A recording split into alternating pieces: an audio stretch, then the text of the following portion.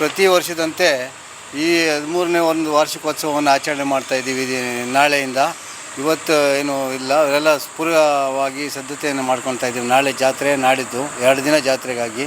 ಹಾಗಾಗಿ 13ನೇ ವರ್ಷದ ವಾರ್ಷಿಕೋತ್ಸವವನ್ನು ಆಚರಣೆ ಮಾಡಲಿಕ್ಕೋಸ್ಕರ ನಾವು ಪೂರ್ವವಾಗಿ ಸಿದ್ಧತೆಯಾಗಿ ಪ್ರತಿ ವರ್ಷದಂತೆ ಕೂಡ ದೊಡ್ಡದಾಗಿ ಒಂದು 15-20 ಸಾವಿರ ಜನಕ್ಕೆ ಅನ್ನ ಸಂತರ್ಪಣೆ ಮಾಡ್ತಾಯಿರ್ತೇವೆ.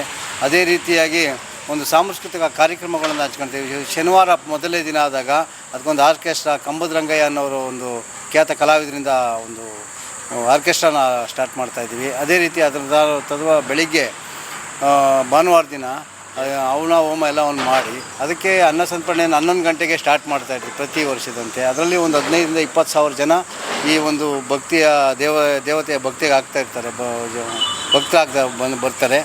ಅದೇ ರೀತಿ ಎಲ್ಲರೂ ಕೂಡ ಈ ಒಂದು 2 ಊರಿಂದ ಒಂದು ಟ್ರಸ್ಟನ್ನು ನಿರ್ಮಾಣ ಮಾಡ್ಕೊಂಡಿದ್ದೀವಿ ಈ ದೇವಸ್ಥಾನಕ್ಕೋಸ್ಕರ. ಇದರಲ್ಲಿ ಅಧ್ಯಕ್ಷರಾಗಿ ಹನುಮಣ್ಣವರು, ಉಪಾಧ್ಯಕ್ಷರಾಗಿ ಉಮೇಶ್ ಅಂತ, ನಾವು ಟ್ರಸ್ಟಿಗಳು ಜಯರಾಮಣ್ಣ ಮತ್ತು ಇವರು ಸೋಮಶೇಖರು, ಪೂಜಾರಪ್ಪನವರು ಮಂಜುನಾಥ್ ಅಂತ, ಅದೇ ರೀತಿಯಾಗಿ ಹಿರಿಯರಂಥ ಗಾನ್ಮಣ್ಣವರು, ರಾಜು ಗಾನ್ಮಣ್ಣವರು, ಮಾಜಿ ಅಧ್ಯಕ್ಷರಂಥ ಗೌರವಾಧ್ಯಕ್ಷರಂಥ ಜಯರಾಮಣ್ಣವರು, ಎಲ್ಲರೂ ಕೂಡ ಇನ್ನು ಅನೇಕ ಎಲ್ಲ ಟ್ರಸ್ಟಿಗಳು ಸೇರಿ ಈ ಒಂದು ಸಹಕಾರವನ್ನು ಬೆಳೆಸ್ಕೊಂಡು 13 ವರ್ಷದಿಂದ ನಡೆಸ್ಕೊಳ್ತಾ ಬಂದಿದ್ದೀವಿ ಸರ್.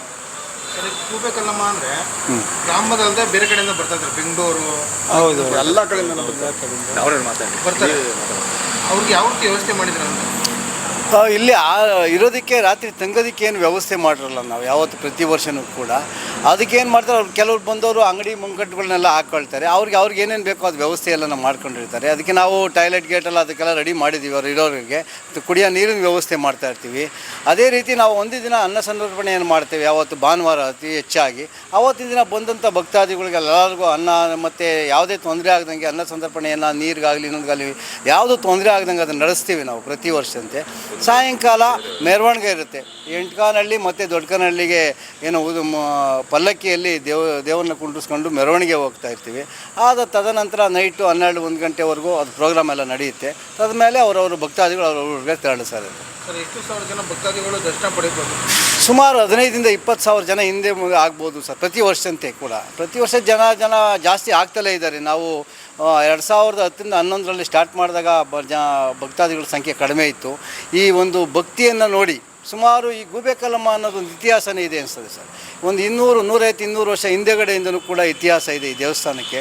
ಇಲ್ಲಿ ಮೊದಲು ಕೂಡ ಒಂದು ದೊಡ್ಡದಾಗಿ ಜಾತ್ರೆ ನಡೀತಾ ಇತ್ತು. ಆ ಜಾತ್ರೆ ತದನಂತರ ಕಾರಣಾಂತರಗಳಿಂದ ಮಧ್ಯಂತರದಲ್ಲಿ ನಿಂತಿತ್ತು. ಆ ಶಕ್ತಿ, ಆ ದೇವತೆಯ ಶಕ್ತಿ ಮತ್ತೆ ಮರುಕಳಿಸಿ ಇವತ್ತು ದೊಡ್ಡದ ಮಟ್ಟದಾಗಿ ಜಾತ್ರೆ ನಡೆಯೋಕ್ಕೆ ಆ ದೇವಿ ಅವಕಾಶ ಮಾಡಿಸ್ಕೊಟ್ಟಿದ್ದಾಳೆ. ಆ ಯಮುನ ಶಕ್ತಿನೇ ಇದಕ್ಕೆಲ್ಲ ಕಾರಣ ಅಂತ ಹೇಳೋಕ್ಕೆ ಇಷ್ಟಪಡ್ತೀನಿ ಸರ್. ಭಕ್ತಾದಿಗಳಿಗೆ ಆ ತಾಯಿ ಬರುವಂಥ ಭಕ್ತಾದಿಗಳಿಗೆ ಧನ ಐಶ್ವರ್ಯವನ್ನು ಕೊಟ್ಟು, ಆರೋಗ್ಯವನ್ನು ಕೊಟ್ಟು ಕಾಪಾಡಲಿ.